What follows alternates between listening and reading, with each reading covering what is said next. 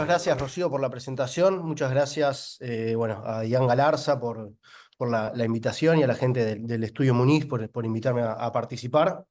La idea hoy un poco es hablar de la implementación de la Ley 27401 en la Argentina, los efectos de los acuerdos de colaboración y un primer caso que está teniendo algunos movimientos estos últimos tiempos en la Argentina y que seguramente va a surtir ciertos efectos en el próximo tiempo en cuestiones que entiendo que exceden al derecho penal, materia laboral, materia de due diligence, de fusiones de adquisiciones, de money, cuestiones de decisiones también financieras y de decisiones económicas por parte de los directorios de las empresas que van a ser relevantes, como dije, en el próximo tiempo. Haciendo un poco de historia de los antecedentes de la ley de responsabilidad penal empresarial en la Argentina, es una ley del 2018. No había realmente antecedentes grandes en la Argentina ni una necesidad concreta de implementarlo. Obedecía principalmente a una necesidad de parte de la Argentina, entiendo, de entrar a lo que, a lo que es la OCDE. Y lo que existía en materia de responsabilidad penal de las personas jurídicas principalmente estaba dada más que nada en lo que es el derecho penal sancionador, principalmente administrativo, materias, ese tipo de materias, pero existía normativa de compliance en todo lo que es el sistema de lavado y de finanzas y de la Convención Nacional de Valores, lo que es el ámbito de las acciones, de la bolsa y de ese tipo de sociedades que operan en ese ámbito. Y después existía responsabilidad penal en el Código Aduanero, en lo que es toda materia de contrabando y también en el ámbito de la ley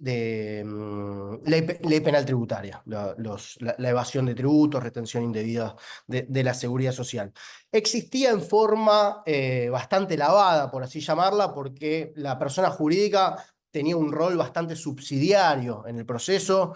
La aplicación de penas, tanto en el ámbito práctico como en su ámbito efectivo, era casi nulo. No existían casi consecuencias, tampoco existían antecedentes concretos que se pueda determinar la aplicación de una pena y cuáles habían sido esos efectos, ni mucho menos lo que después reglamentó y se estableció en la ley 27401 respecto de el proceso de la persona jurídica, como está en el nuevo Código Procesal Penal Federal en la Argentina, que se está implementando ya hace de un tiempo para acá. Ni existía responsabilidad por otros delitos, más allá de contrabando o los delitos tributarios, no existía los acuerdos de colaboración, no existía cuál era la consecuencia respecto de las penas a aplicar en caso de que la persona jurídica sea sancionada. Entonces esta ley vino a reformar un poco todo el panorama en esa materia. A grandes rasgos, los tres aspectos que me gustaría enfocarme de la ley es los delitos sobre los cuales se aplica, los convenios, los acuerdos de colaboración y las consecuencias de la pena, que es sobre, creo que es lo que más efectos en el campo práctico tiene este primer caso que ahora voy a pasar a comentar. ¿Sobre qué delitos son pasibles de responsabilidad penal las personas jurídicas? Cohecho y tráfico de influencias, negociaciones incompatibles, concusión, enriquecimiento ilícito de funcionarios públicos y balances falsos. Entiendo que en una futura reforma, no hay proyectos en tal sentido, se deberían ampliar esos delitos a defraudación a la administración pública y algunos otros supuestos que entiendo que podría ser beneficiosa en cuanto al campo de aplicación de la ley. Después existen los acuerdos de colaboración que determinan ciertas circunstancias y son, yo creo, el puntapié inicial de muchas investigaciones y después de la eventual aplicación o exhibición de una pena en la persona jurídica. Más allá de que no está expresamente establecido de esa manera, es un poco el puntapié inicial sobre el cual necesariamente va a tener que versar la aplicación o no de una pena de las personas jurídicas, ¿no? Entonces el artículo 18 de la ley establece los contenidos del acuerdo de colaboración, a qué es lo que se va a tener que comprometer la persona jurídica, que es esencialmente a pagar una pena de multa reducida de la mitad del mínimo de esa multa, que hoy en día es del 2 al 5, 2 a 5 veces el valor del perjuicio indebido por parte de la empresa, del beneficio indebido por parte de la empresa, restituir las cosas a su estado anterior, realizar acciones para reparar el daño, abandonar a favor del Estado los bienes que hayan sido objeto de obtención ilícita en el marco de esas maniobras investigadas y realizar servicio a la comunidad, aplicar medidas disciplinarias a quienes no hayan sido aplicadas en el marco de los procedimientos internos y también implementar obviamente un programa de integridad, que es como la ley llamó a los compliance programs.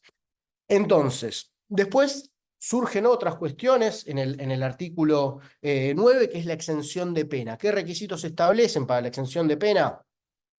Eh, Requiere tres requisitos que tienen que presentarse de forma unívoca y los tres requisitos deben presentarse. ¿Cuáles son? Que la empresa haya denunciado espontáneamente la comisión de delitos por parte de sus empleados, que se hubiese implementado un sistema de control y que la empresa se comprometa a devolver el beneficio obtenido. Eso necesariamente, esos tres requisitos se aplican y tienen que estar presentes para que la empresa pueda eximirse de la aplicación de una pena que muchas veces, como creo que vamos a ver más adelante, va a tener ciertos beneficios porque las consecuencias de una condena a la persona jurídica puede llevar necesariamente a consecuencias graves en el marco de la actividad real y financiera de la empresa.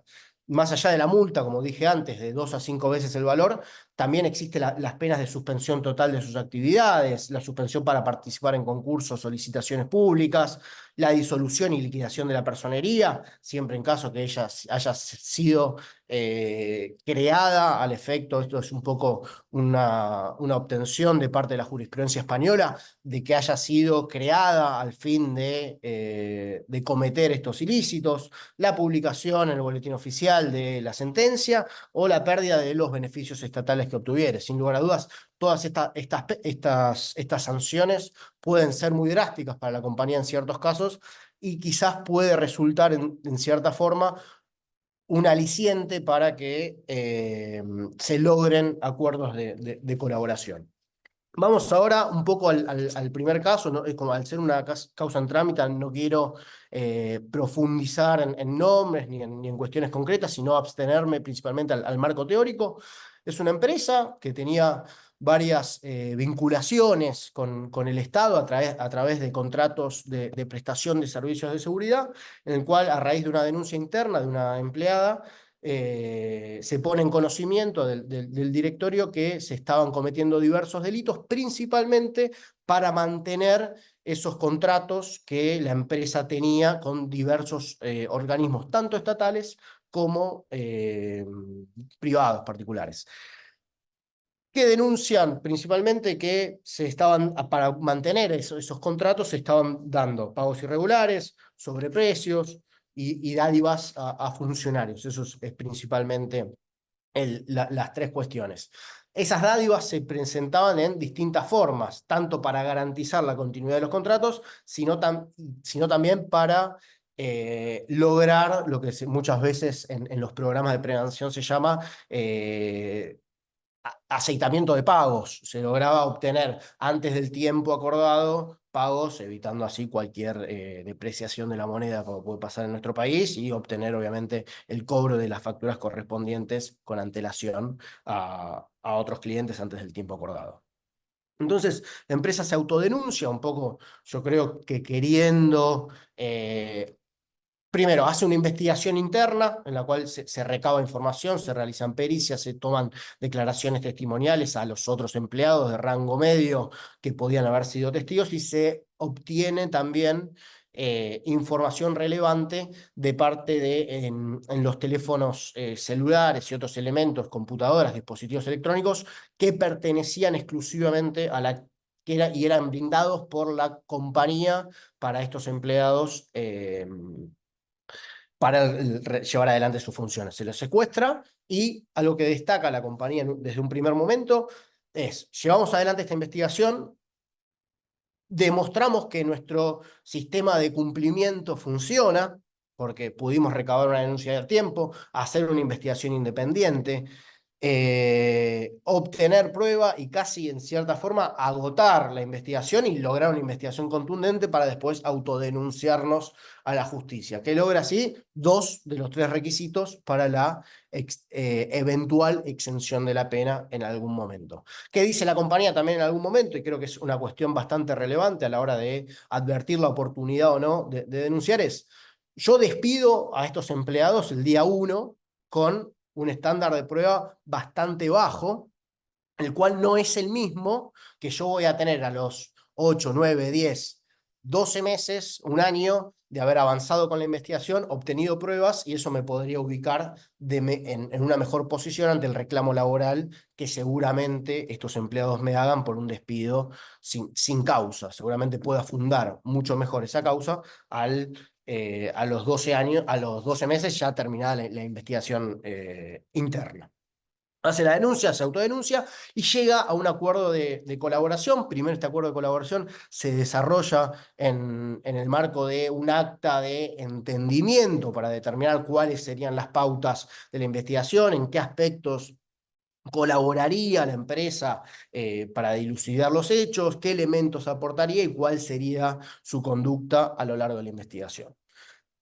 Se inicia en un legajo de colaboración en base a estas pautas determinadas, se ratifican principalmente la mayor parte de este legajo y la actividad investigativa está dada no por medidas novedosas, sino que principalmente a ratificar y a validar todo lo que la investigación interna había hecho durante ese tiempo antes de manera privada. Luego sí se llevan adelante ciertas medidas que requerían autorización judicial, como medidas de levantamiento de secreto fiscal para determinar cierto beneficio indebido por parte de los imputados exfuncionarios de la empresa, cuestiones relevantes a sus comunicaciones que requerían necesariamente autorización judicial, se hacen esas medidas. Una vez obtenido toda esa prueba, la empresa llega a un acuerdo de colaboración. ¿En qué consiste ese acuerdo de colaboración? Creo que acá no hay nada novedoso y por ser un primer caso creo que fueron bastante cautos y se atenieron a la estricta letra de la ley, con lo cual, ¿qué hicieron? Las mismas cláusulas que establece el artículo 18 de la ley 27.401 y cuáles son los requisitos de los acuerdos de colaboración, principalmente se reprodujeron y es a lo que la empresa se obligó a cumplir. Acuerdo que fue homologado un tiempo más tarde, tal como lo exige la ley, en tanto la información que había aportado la empresa resultaba relevante, útil y pertinente para poder avanzar la investigación y formalizar la investigación contra aquellos ex empleados de la empresa, funcionarios que habían cometido estos actos ilícitos. Creo que acá hay varias cuestiones que surgen y son relevantes. Existen cuestiones prácticas muy importantes y nos excede al ámbito de los abogados y también de los propios empresarios que nos puedan estar escuchando. Creo que es algo muy importante que es más una cuestión de auditoría o de contabilidad, que es la pericia. Se ordenó una pericia para obtener el beneficio indebido, que obviamente va a tener efectos tanto respecto de la multa como de su reintegro en caso de una exención de pena.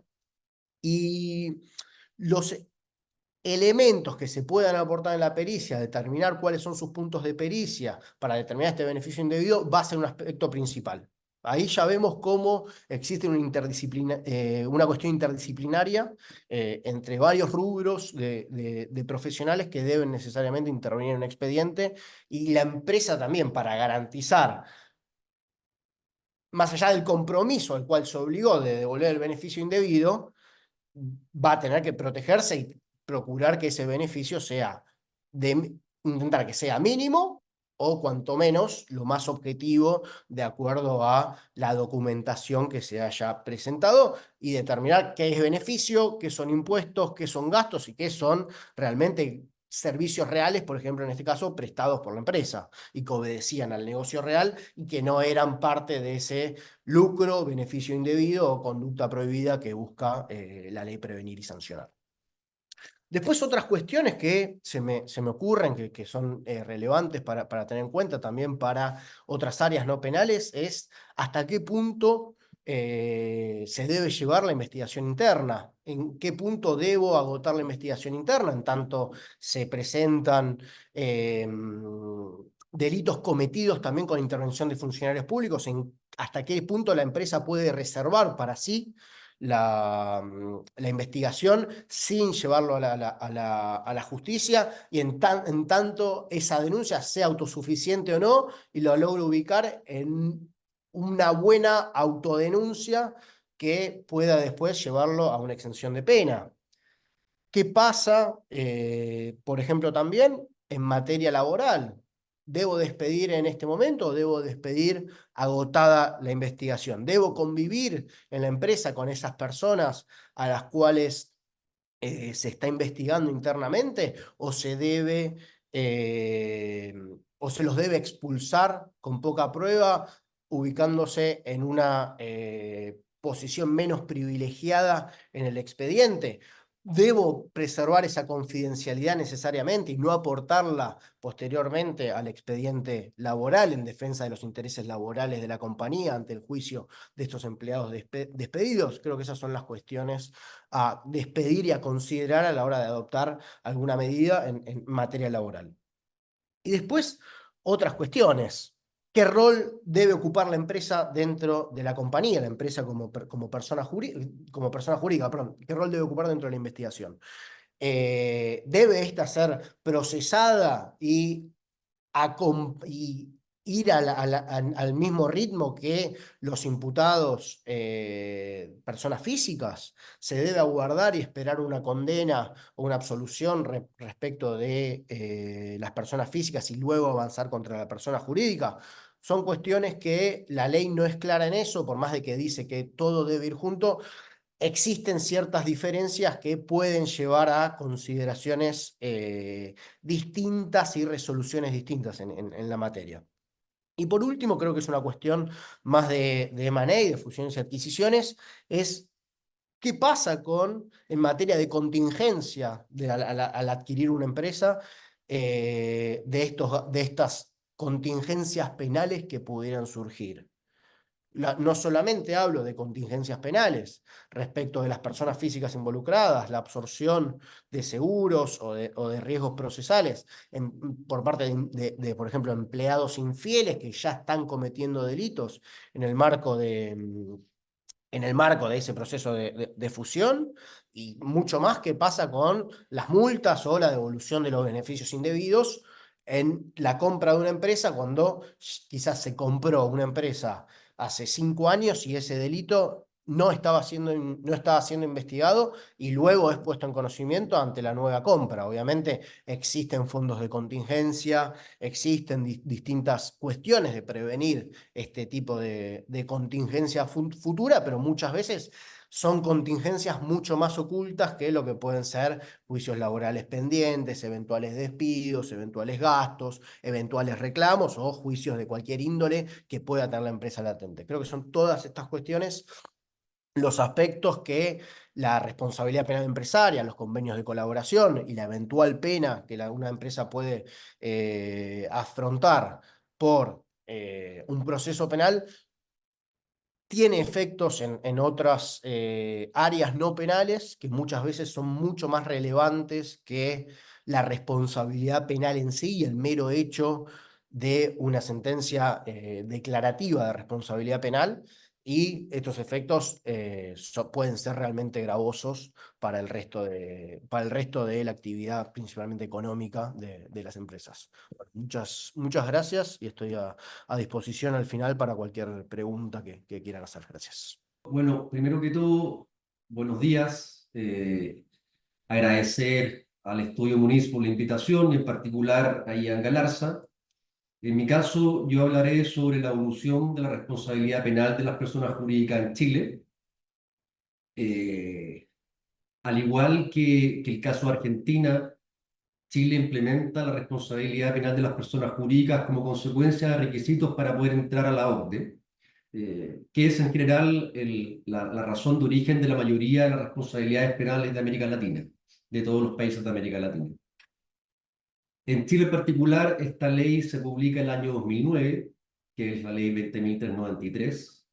Es una ley cuya estructura es similar a la normativa argentina, vale decir, parte con un catálogo de delitos bastante cerrado. Partieron con 3 delitos, que eran financiamiento del terrorismo, lavado de activos y cohecho funcionario público, y con una estructura de imputación en virtud de la cual se establecía que la persona jurídica sería responsable por los delitos cometidos por una serie de personas que en general eran bastante acotadas. Vale decir, parte con los dueños de la empresa, con los representantes, con los administradores y con quienes dependen directamente de ellos. Solo esas personas podían gatillar la responsabilidad penal de las personas jurídicas, en la medida, evidentemente, que esos delitos fueran cometidos con infracción o incumplimiento de lo que aquella normativa indicaba como los deberes de dirección y supervisión. Y para esos efectos, la ley 20.393 establecía la existencia de un sistema de prevención de delitos que debía cumplir con ciertos requisitos. Y establecía básicamente 4 requisitos: designación de un encargado de prevención de delitos y otros más, que junto con ello y con el tiempo fueron mutando a otros requisitos adicionales. El primero de los casos que pudimos ver en Chile ocurre recién en el año 2013. Un caso que es de una empresa que se llama Cerecita, es una empresa de pinturas y esmaltes, en la que se contrata a una consultora externa para ayudar a la tramitación de unos permisos de edificación de una bodega en una comuna determinada de Santiago. Caso en el cual esta consultora soborna a un funcionario de la Dirección de Obras Municipales de la municipalidad para efecto de poder otorgar permiso, y en ese contexto poder operar una bodega en una comuna en la cual no era posible destinar bodegas de carácter industrial. En ese caso, que estamos hablando que fue el año 2013, se termina a través de lo que se llama una suspensión condicional del procedimiento, que es algo parecido a lo que mencionaba Nicolás, que es una suerte de acuerdo, básicamente a través del cual se establecen una serie de condiciones. Y luego de eso tenemos un segundo caso, que es el caso que se llama caso Los Salmones, que también ocurre el año 2013, que es la primera condena que hay en Chile respecto de una persona jurídica, que es una condena en cualquier caso que se realiza a través de un procedimiento abreviado. ¿Qué quiere decir esto? Un procedimiento en virtud del cual la Fiscalía llega a un acuerdo de pena con la parte imputada, en este caso personas naturales y personas jurídicas, reconociendo responsabilidad en lo hecho. Y un caso también de cohecho relacionado con una empresa que había adquirido derechos de agua falsificados con el objeto de poder vender una propiedad a una empresa extranjera. Es el primer antecedente que tenemos de un caso en Chile, que es el año 2013. La legislación penal, la responsabilidad penal, como podrán ver, parte muy tímidamente del año 2009, que entra en vigencia la ley en Chile. Hasta la fecha han habido alrededor de 3, 4 condenas en procedimiento abreviado, y la primera condena en un juicio oral, con un pronunciamiento de fondo de parte de un tribunal penal, la recién tenemos en el año 2020.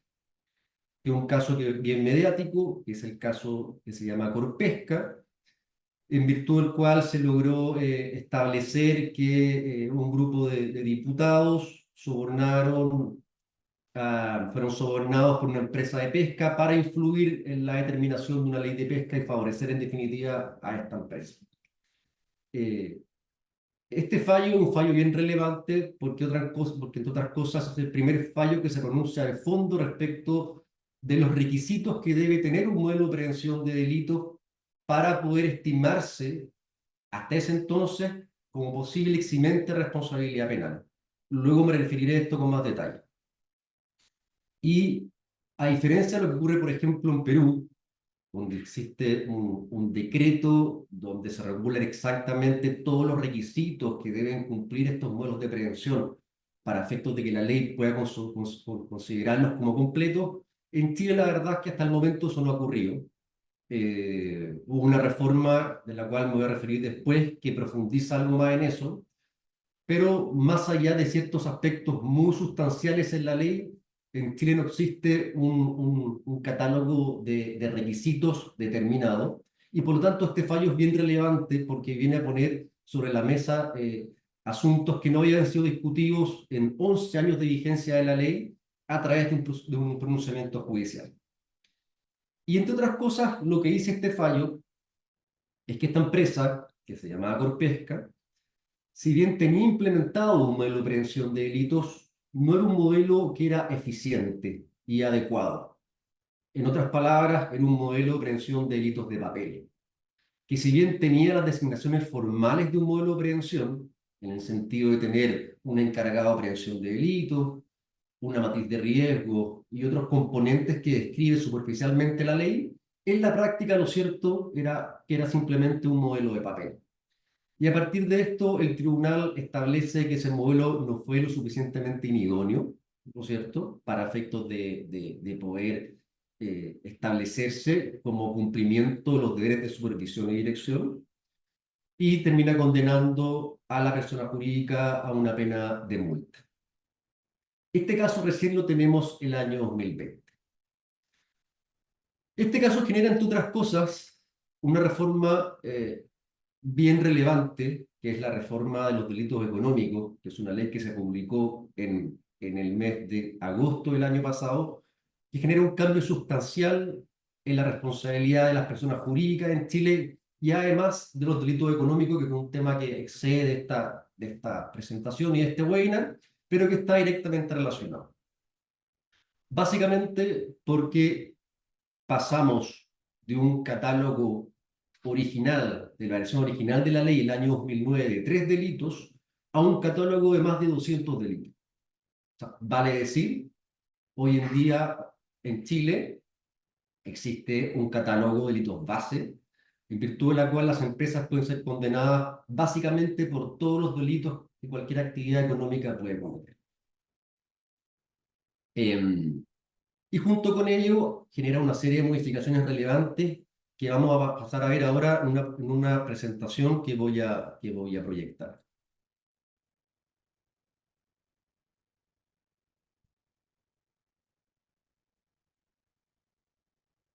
Bien, entonces recapitulando, Ley de Responsabilidad de las Personas Jurídicas en Chile, año 2009, 3 delitos base: financiamiento al terrorismo, cohecho y lavado de activos, y incipientemente va aumentando hasta 25 delitos, que eran los que tenía previo a la dictación de esta ley. Una reforma importante entre medio, año 2018, donde se introducen nuevos delitos vinculados más al ámbito económico, que son los delitos de administración desleal, negociación incompatible y apropiación indebida. Por lo tanto, ¿qué pasaba originalmente en Chile? Que las empresas decían, bueno, nosotros no financiamos el terrorismo, no lavamos activos, ¿no es cierto? Y no cosechamos, y por lo tanto el sector empresarial, la verdad es que no estaba muy preocupado de este tema. Y recién se empieza a preocupar en el 2018 cuando se incorporan delitos más vinculados a la delincuencia económica, y luego, a partir del año pasado, con la modificación de la ley de delitos económicos que genera una serie de reformas que las vamos a ver ahora en detalle. Agosto del año 2023 se publica la ley de delitos económicos, que es probablemente la reforma más importante en derecho penal que ha habido desde la dictación del Código Penal chileno. Esto a propósito de una serie de casos mediáticos relacionados con sobornos, con colusiones, etcétera, que consternaron a la opinión pública en Chile y dejó una sensación de impunidad, puesto que ninguno de esos casos terminó para personas naturales con condena efectiva. Esto por una deficiencia o una determinación del sistema judicial chileno que dice relación con el sistema de determinación de penas, que luego es un tema bastante extenso que no viene al caso pronunciarse, Y junto con ello, lo que hace esta ley sobre delitos económicos es modificar sustancialmente la ley 20.393. ¿Y cómo la modifica? Bueno, en primer lugar, como les mencioné anteriormente, se amplía el catálogo de delitos, pasando alrededor de veintitantos delitos a más de 200 delitos, vale decir, prácticamente todos los delitos que una empresa podría llegar a cometer. Luego amplía el círculo de personas que pueden hacer responsables a las personas jurídicas, ¿no es cierto? Recuerden que la versión original de ley 20.393 establecía simplemente que los dueños, los directores, los representantes y quienes dependían directamente de ellos podían arrastrar la responsabilidad de la persona jurídica. Hoy ese círculo se amplía a cualquier persona que ocupe un cargo o función en la compañía e inclusive, y esto ha dado para mucha discusión en Chile, a externos que actúan en representación de la compañía. Típicamente casos de consultores, nosotros mismos los abogados, etc. En tercer lugar, se modifican los presupuestos de imputación y atribución de responsabilidad penal. En primera instancia, el año 2009, para efectos de que la persona jurídica pudiese ser responsable por un delito cometido por un trabajador, ese delito tenía que ser como consecuencia de un incumplimiento de los deberes de dirección y supervisión. Este criterio de imputación hoy día se flexibiliza y, como veremos más adelante, simplemente se establece que debe ser cometido como consecuencia del favorecimiento de una falta adecuada de implementación de un modelo de prevención de delito. Lo veremos más en detalle un poco más adelante. Luego, cuarto punto muy relevante, se reconoce expresamente que la existencia de un modelo de prevención de delitos será un accidente de responsabilidad penal. Hasta antes de la dictación de esta ley, la ley de responsabilidad de las personas jurídicas no establecía realmente si un modelo de prevención era o no un accidente de responsabilidad penal. Pues bien, a partir de esta reforma se establece esta circunstancia. En quinto lugar, se incorporan nuevas sanciones adicionales a las ya comunes, que son básicamente disolución de la persona jurídica, multas, prohibición de celebrar contratos con el Estado, y se incorpora una sanción que es la figura de la supervisión de la persona jurídica, que es básicamente una persona nombrada por el tribunal que debe preocuparse ya sea de implementar o mejorar el modelo de prevención de delitos de una persona jurídica que haya resultado culpable. Y por último, se modifica el sistema de determinación de las penas a un sistema de determinación de penas multa, que es básicamente penas establecidas en función de las utilidades o las ganancias que haya obtenido la empresa. Los del catálogo de delitos de los 200, hoy día, como les comenté, involucran básicamente todos los delitos que nos podemos imaginar. Estos van desde delitos de la ley de mercado de valores, delitos de la ley de sociedad anónima, de la ley general de bancos, colusión, negocio incompatible, corrupción entre particulares, etc. Y básicamente hoy día entonces la prevención de riesgo al interior de las empresas ya no solamente tiene que abarcar veintitantos delitos, que eran los anteriores, ni menos los tres originales que estipulaban el año 2009 esta ley, sino más de 200 delitos. Pero, los circunscriben a la actividad económica que desarrolla la persona jurídica. ¿Qué significa esto? Originalmente, y antes de la dictación de esta ley, en general las empresas para gestionar sus riesgos lo que hacían eran revisar si estos veintitantos delitos les aplicaban de alguna manera. Y en sus matrices de riesgo, por lo tanto, levantaba riesgos, hubiesen o no, vinculados a estos veintitantos delitos. Hoy día esa labor parece realmente insostenible, ¿no es cierto? Porque gestionar riesgos para 200 delitos no tiene ningún sentido, por lo tanto hoy día las matrices de riesgo simplemente se tienen que referir a aquellos delitos que realmente puedan significar un riesgo para la compañía. A modo de ejemplo, un delito del Código Minero no tiene ningún sentido que se gestione en una empresa que se dedica a vender pescado, ¿no es cierto? O al rubro del retail. Por lo tanto, eso lleva a cualquier empresa a reducir la gestión de riesgos simplemente a aquellos que están vinculados a su actividad económica. Evidentemente que hay delitos transversales a cualquier actividad económica, ¿no es cierto? Entre ellos y principalmente el delito de cohecho. Respecto de cuándo es penalmente responsable la persona jurídica, como les comenté anteriormente, los criterios de imputación se modifican. Hoy día, básicamente, para efectos de poder imputar responsabilidad a una persona jurídica, se amplía el círculo de personas a la intervención de cualquier persona natural que ocupe un cargo, función o posición en ella y, lo que les comentaba anteriormente, o un tercero que preste servicios a gestionando asuntos suyos ante otros terceros, que es un tema que ha dado para mucha discusión, porque la pregunta es, bueno, ¿hasta dónde llega mi responsabilidad? Un proveedor, un contratista o una empresa, también puede gatillar la responsabilidad de la persona jurídica. Y aquí evidentemente hay zonas grises, hay casos que resultan muy evidentes, ¿no es cierto?, como son las contrataciones de abogados o consultores, que efectivamente actúan en representación de una persona jurídica, principalmente ante organismos públicos, ¿no es cierto? Y luego hay casos ya de proveedores de insumos, por ejemplo, una empresa, donde uno probablemente tuviera que decir con justa razón de que ese caso no procede. La zona gris está más bien en el caso de los contratistas. ¿Qué pasa con contratistas relacionados con las normas de previsión y riesgo de seguridad en el trabajo? Siendo que uno de los delitos, los nuevos delitos que se incorporan al catálogo son precisamente los cuasi delitos de homicidio y cuasi delitos de lesiones, que son los accidentes de trabajo, y esto ha dado mucho que hablar. Y luego, respecto al criterio de imputación, esta última reforma lo modifica, estableciendo que cuando la comisión de alguno de estos delitos sea favorecida o facilitada por la falta de implementación efectiva de un modelo adecuado de prevención. No sé si recuerdan que les comenté el caso de Corpesca, año 2020. Primera sentencia dictada en un juicio oral con pronunciamiento de fondo del tribunal. Esta parte, este segundo requisito de la ley, viene justamente recogido del razonamiento que hace el tribunal en ese fallo, donde lo que dice exactamente es, mire, a usted, empresa, no le basta con tener un modelo de prevención de papel, porque eso nosotros no lo vamos a reconocer. Usted tiene que tener un modelo que esté efectivamente implementado, ¿no es cierto?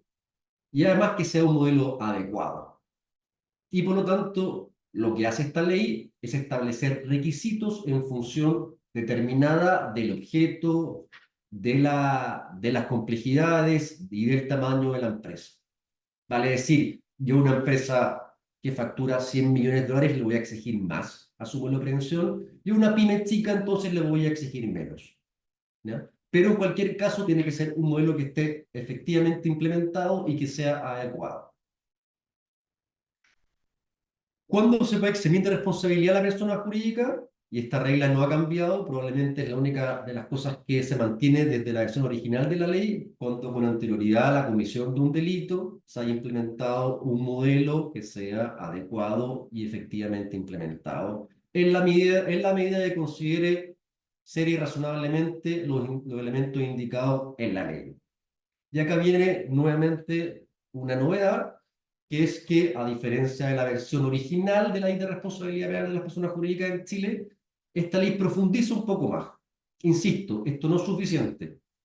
No es suficiente, no cumple el mismo objeto que cumple el decreto que, por ejemplo, existe en Perú, donde determina con exactitud los componentes de un modelo de prevención, pero nos vamos acercando al menos a algo más concreto, ¿ya? Y establece estos 4 requisitos que tiene que tener sí o sí un modelo de prevención de delito. En primer lugar, y parece evidente, identificar las actividades o procesos habituales que impliquen un riesgo penal, ¿no es cierto? Luego, implementar políticas y protocolos para prevenir y mitigar dichos riesgos. En tercer lugar, establecer un canal de denuncia y procedimientos sancionatorios internos. En cuarto lugar, nombrar uno o más sujetos responsables, que eran los antiguos encargados de prevención de delitos o compliance officer a nivel más internacional. Acá se amplía la posibilidad de que exista más de una persona. Y luego, en quinto lugar, se establece la obligación de efectuar evaluaciones y actualizaciones periódicas por terceros independientes, que viene a sustituir un requisito de la primera ley que hablaba respecto a unas certificaciones. La primera ley 20.393 hablaba de certificaciones, eso se elimina y hoy día simplemente se establece la existencia de evaluaciones periódicas por terceros independientes. Finalmente, respecto a las sanciones a que se han expuesto las personas jurídicas, como les comenté hace un rato, está la extinción de la responsabilidad, ¿no es cierto?, perdón, la extinción de la personalidad jurídica de la compañía, la prohibición temporal o perpetua de celebrar contratos con el Estado, la supervisión a través de un funcionario designado por el tribunal, que es la novedad de esta ley, y luego en cuanto a multas también hay una novedad porque se establecen de una manera distinta que pueden llegar inclusive hasta el 30% de las ventas o hasta el doble de las ganancias que haya tenido la compañía durante el periodo en que se cometió el delito. Y por último, lo que también resulta una novedad, el comiso de las ganancias obtenidas como consecuencia de la comisión del delito. Como podrán ver, son muchos aspectos relevantes. En Chile no les cuento cómo están las empresas hoy día de preocupadas con esta ley, probablemente con justa razón.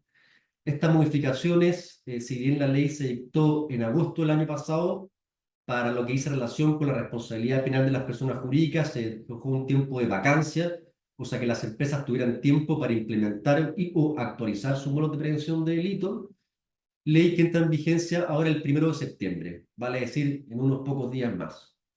De manera tal que hoy día en Chile, señores y señoras, las empresas están todas implementando y actualizando sus modelos de prevención de delitos y esto va a generar evidentemente en Chile, creemos que un vuelco respecto a lo que dice relación con el compliance penal, pero absolutamente por completo. Porque vamos a pasar del año 2009 de un incipiente catálogo de 3 delitos, hoy en día un catálogo de más de 200 delitos.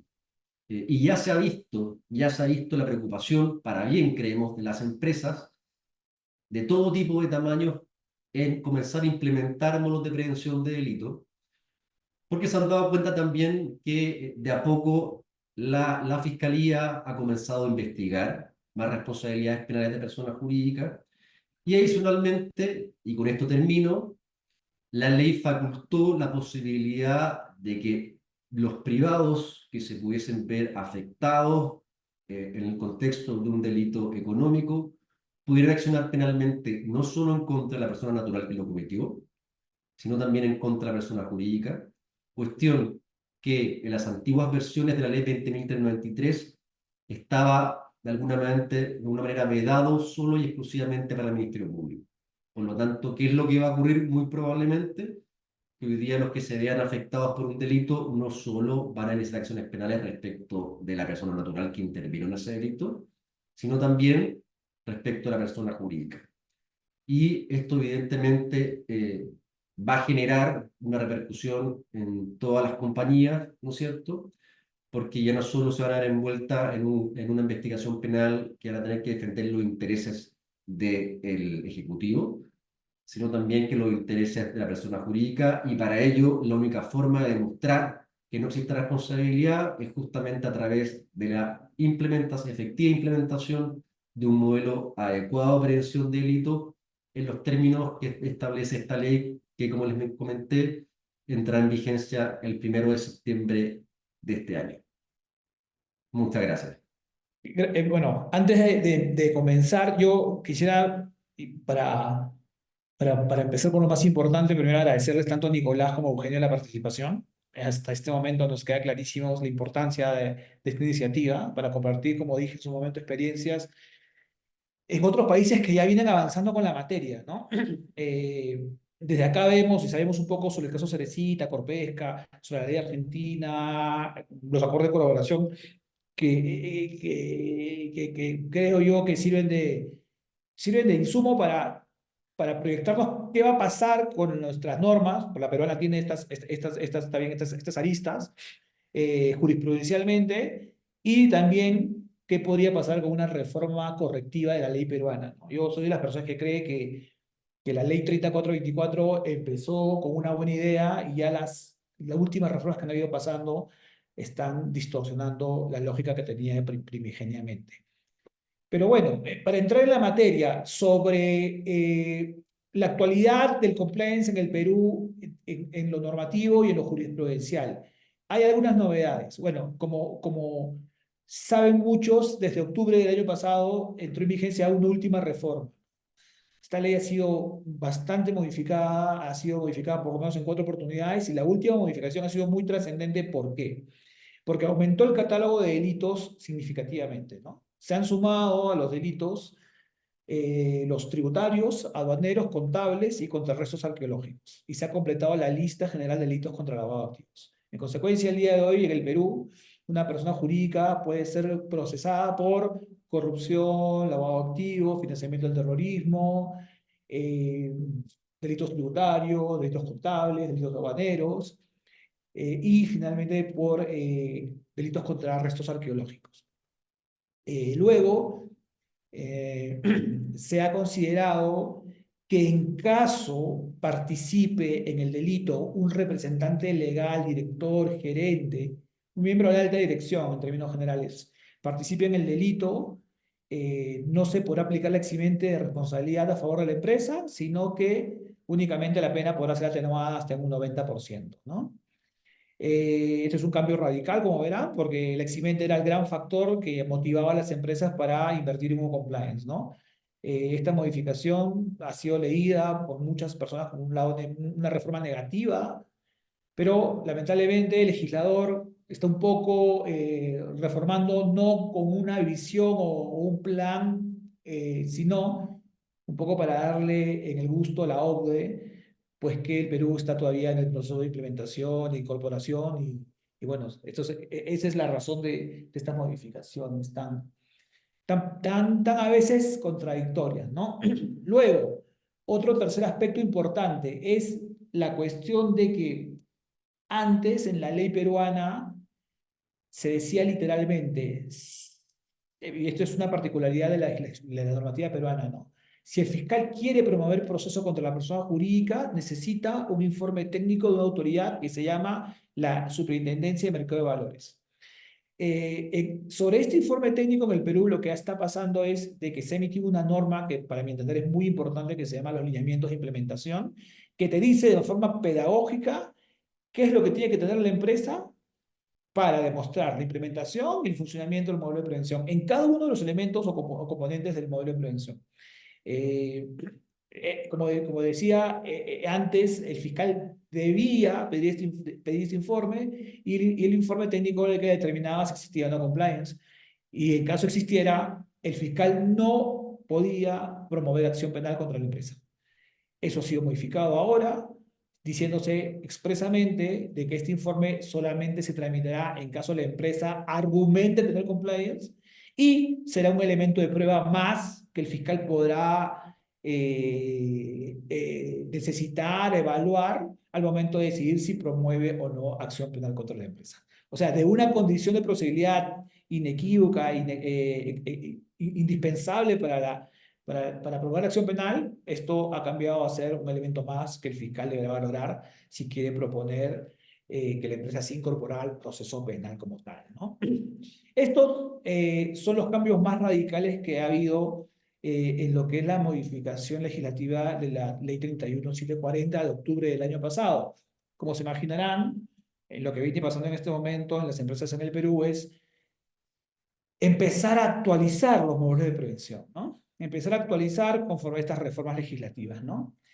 Y esto viene muy de la mano con una información que quiero compartir, y lo voy a hacer con ayuda de la pantalla, porque ya en el Perú han habido algunos pronunciamientos jurisprudenciales sobre la materia, ¿no?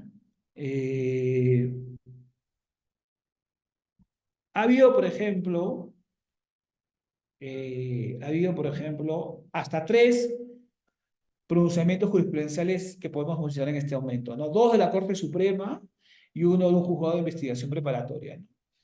Si bien es cierto, estos pronunciamientos de la Corte Suprema son meramente resaltando la importancia de que las empresas cuenten con un programa de cumplimiento, o planteando como presupuesto de la sanción la verificación del defecto de organización en las empresas, eh, es un inicio de que la Corte Suprema está empezando a poner las pautas o los presupuestos para empezar a determinar y construir los que deben ser los presupuestos esenciales para la sanción propia de la persona jurídica, ¿no? La participación del representante legal, funcionario, del hecho de conexión, ¿no? De los delitos estos que veo que también se mencionan como tal las personas que pueden cometer el delito y esta responsabilidad atribuible a la persona jurídica, veo que también están en Chile, en Argentina, en el Perú también hay una lista, ¿no? De que dice que podrán ser autores de estos delitos los miembros de alta dirección y trabajadores subordinados. Ese es su primer presupuesto, pero el segundo gran presupuesto, como todos sabemos, es el vacío de compliance, el defecto de organización, ¿no? Que se va a determinar cuando se haga la verificación en la empresa de que o no existe compliance o el existente es uno deficiente, como pasó, y Eugenio lo ha mencionado, en la experiencia chilena con el caso Corpesca, ¿no? Cuando se determine que estamos ante un compliance de maquillaje, ¿no? No hay todavía a nivel jurisprudencial una sentencia o condena contra una persona jurídica en el Perú, pero en este momento está pasando algo bien interesante. Sí hay un proceso contra una persona jurídica. Es un proceso que es público, además, porque se encuentra actualmente en etapa de juicio oral. Y es un proceso que tiene connotación en la actividad de los abogados porque está vinculado con los procesos de Odebrecht. ¿Ok? Es una empresa llamada Alfa Consult, es una empresa supervisora de obras de infraestructura. Como saben, en estas obras de infraestructura eran el objeto social de Odebrecht en el Perú. Y Alfa Consult está siendo procesada aplicando la ley 3424 por haber cometido el delito de lavado de activos. Dice la Fiscalía que utilizando su organización, el gerente general de esta empresa, que también es accionista, la utilizó para circular dinero negro, dinero ilícito, desde Odebrecht para los fines para fines de corrupción y lavado de activos, ¿no? Con esta premisa, la Fiscalía peruana ha formulado acusación contra esta empresa. Ha formulado acusación y fíjense, en la acusación que, repito, se encuentra en este momento en juicio oral, se está debatiendo si que la empresa será sancionada o no. La Fiscalía le está pidiendo una multa de 7.101.000 soles aproximadamente, ¿no? 7 millones de soles, saquen la calculadora, estamos hablando casi 2 millones de dólares, ¿no? Un poquito menos quizás. Y sin perjuicio de eso, porque esta multa que menciono es por su condición de persona jurídica procesada, a la cual está pidiendo la pena de multa de 7 millones de soles. A la par, en el mismo proceso, la Procuraduría, que es el representante del Estado, ¿no? Está pidiendo una suma similar, pero ya por un concepto de reparación civil. ¿Ok? Eso es algo que está pasando mucho en el Perú, en los procesos de connotación. La persona jurídica está siendo, por un lado, procesada para aplicarle sanciones propias, mientras la ley 3424 o la del artículo 105 del Código Penal peruano, las consecuencias accesorias, y en paralelo se le está procesando como tercero civil responsable para afrontar la reparación del daño causado. Esto está pasando muchísimo en nuestro país, ¿no? Claro, como es un proceso contra dos personas, en realidad es un proceso contra tres, contra el gerente general, contra otro gerente y contra la empresa que está representada por un tercero. Está actualmente en etapa de juicio oral, afrontando la acusación que describo, y esto a pesar, fíjense lo que les voy a decir, esto a pesar de que Alfa Consult contaba con una certificación ISO 37001, pero la Fiscalía sostiene que realmente lo que demuestra que hay la posibilidad de procesar a la empresa porque no hay compliance es no la certificación ISO, sino el que no haya habido el modelo de prevención de la ley 3424. El caso ha planteado varios problemas. El caso aún está en desarrollo en juicio oral, pero desde ya ha planteado varios problemas. Y lo menciono porque yo soy también convencido de que no, en el Perú no estamos, las autoridades, me refiero al Ministerio Público, los jueces, aún no estamos plenamente preparados para afrontar una correcta aplicación de esta ley de responsabilidad penal corporativa, lo cual va a conllevar que en el camino se aprenda, ¿no? Conllevando errores. Y bueno, lamentablemente los primeros serán, para decirlo de alguna manera, los conejillos de Indias. Y esto es lo que viene pasando en este caso. Fíjense. Primero, y esto es un tema elemental, ¿no? Si una empresa va a ser procesada con la posibilidad de ser sometida a una sanción penal, la empresa tiene que ser incorporada oportunamente al proceso. El Código Procesal Penal peruano, de manera directa y explícita, dice que las empresas tienen que ser incorporadas durante la investigación preparatoria. Eso tiene un sentido que es que tengan la oportunidad de ofrecer prueba, de poder defenderse y poder demostrar lo que vayan a querer demostrar para evitar la sanción. Como por ejemplo puede ser, oye, yo sí tengo compliance y lo puedo demostrar durante la investigación. Perfecto. En este caso en particular, la Fiscalía nunca solicitó la incorporación de Alfa Cónsul durante la investigación preparatoria. Nunca. Solamente se acordó de Alfa Cónsul aplicando la ley 3424 al momento de formular acusación y llevarla a juicio. Es decir, cuando ya había culminado la investigación preparatoria, cuando el fiscal debía pedir una pena concreta, proponiendo que los acusados vayan directamente a juicio. De esa manera, lo que se ha generado es una situación inequívoca de indefensión en contra de la empresa, ¿no?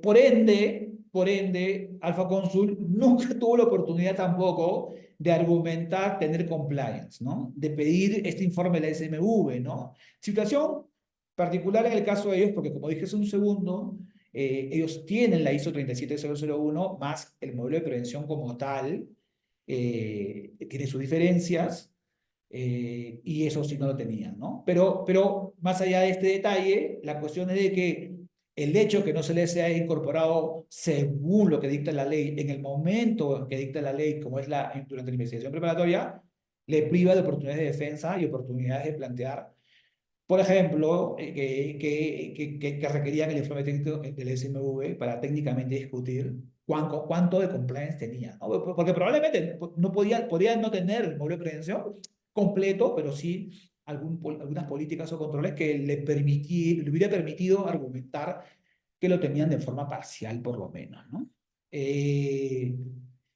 Un tercer punto que demuestra lo precario o lo errado de la aplicación de la ley en este caso es que, por ejemplo, los hechos que se incriminan a la empresa sucedieron del año 2010 al 2016. Sucedieron del año 2010 al 2016. Esto es mucho antes que entre en aplicación la ley peruana. La ley peruana para lavado de activos entró en el año 2019. Este, en consecuencia, se está aplicando esta ley para hechos que sucedieron antes de su entrada en vigencia, ¿no?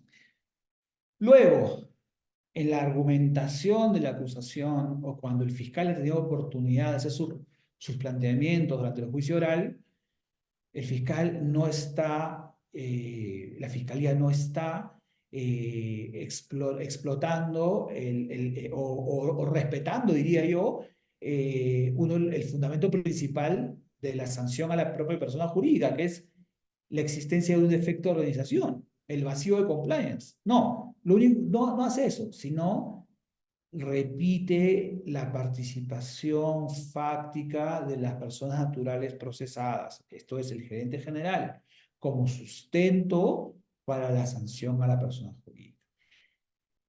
Como hemos visto la participación de Nicolás y de Eugenio, y es porque las reformas legislativas que están sucediendo en la región tienen elementos o componentes compartidos, la piedra de toque de esta cuestión de la responsabilidad penal corporativa es el no compliance, el defecto de organización permitido por precisamente no haber oportunamente implementado una gestión de control de riesgos penales, ¿no? Eso es en lo que debía haber sido una acusación contra una persona jurídica.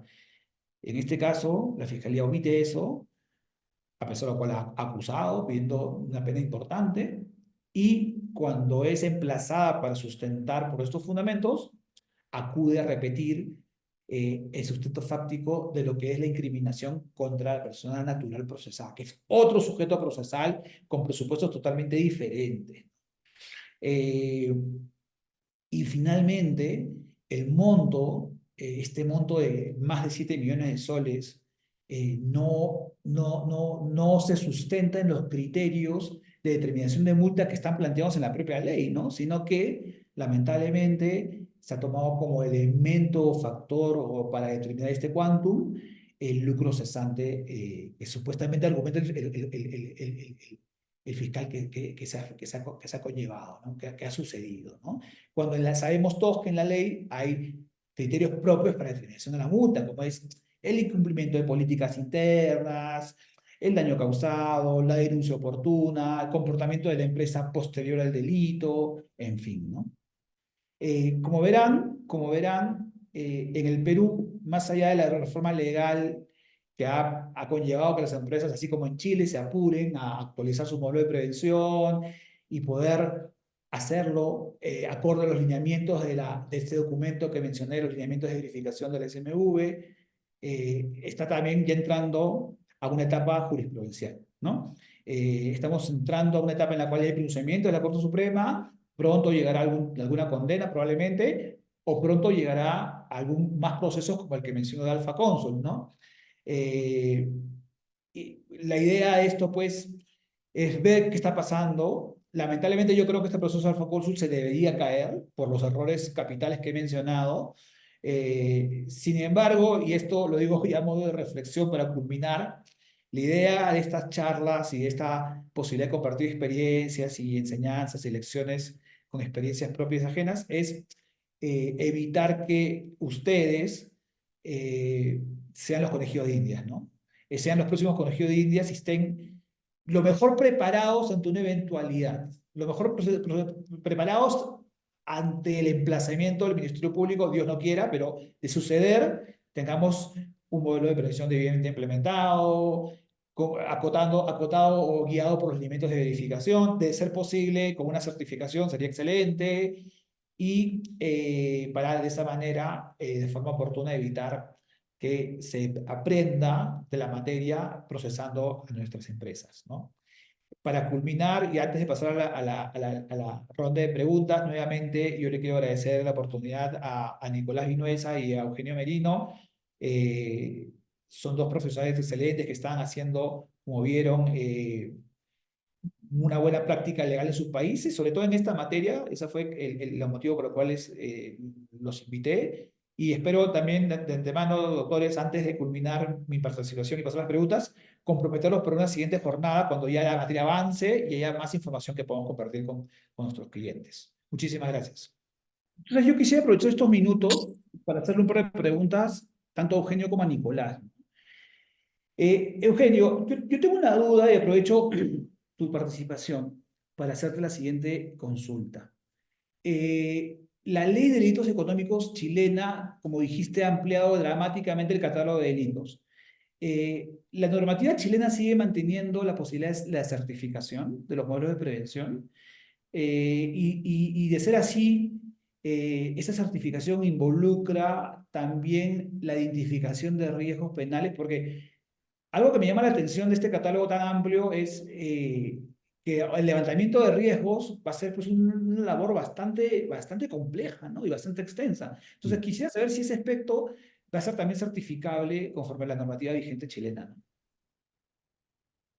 Hay dos cosas ahí. La primera versión de la ley 20.393 establecía facultativamente la posibilidad de que las empresas se pudieran certificar.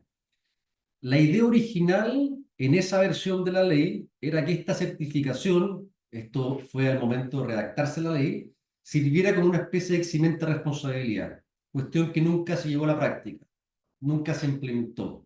Pero originalmente la ley tenía esta posibilidad de certificación justamente porque no establecía una causal genérica de eximente de responsabilidad penal bajo la lógica del modelo implementado. ¿Qué ocurre después? Ocurre a propósito del fallo que les comentaba, el caso Corpesca, discusión legislativa, ley de delito económico, y dicen, mire, vamos a eliminar la certificación porque nos dimos cuenta que en realidad en la práctica no sirve para mucho. Vamos a establecer la existencia de un modelo como eximente de responsabilidad penal, expresamente en la ley, pero vamos a agregar estos dos componentes que son derivados del caso de Corpesca. Primero, que esté efectivamente implementado y que sea adecuado. En otras palabras, Ian, que no sea un modelo de papel, ¿no es cierto? Y se agrega como exigencia, esta vez, que sea evaluado cada cierto tiempo por terceros externos, que en la práctica probablemente van a ser consultoras, ¿ok? Y evidentemente esta evaluación externa, que no es ninguna certificación ni nada, que simplemente al final del día va a terminar siendo un levantamiento de brecha, lo más probable, ¿no es cierto? O actualizaciones, en caso de que hayan reformas posteriores, se va a referir única y exclusivamente a los riesgos que ya fueron levantados en la matriz, ¿ya?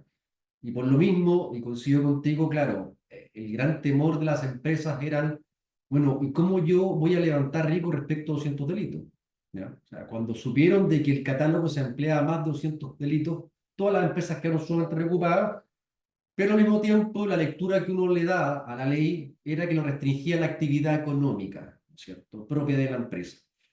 Y eso en principio para nosotros como abogados, en las asesorías que hemos prestado de implementación y actualización, nos sirve para ir despejando delitos que, como mencionaba antes, no tienen ninguna relación con el giro de la actividad. Aún así, aún así, efectivamente una labor bastante ardua porque son más de 200 y por lo tanto hay muchos focos que mirar, unos más con detalles que otros, eso sí. Sí, sí. Te cuento que yo he podido revisar modelos de prevención en la práctica española, que como sabes el catálogo también es bastante amplio. Y bueno, hay muchos delitos que no son aplicables a la empresa por el objeto y actividad de la empresa.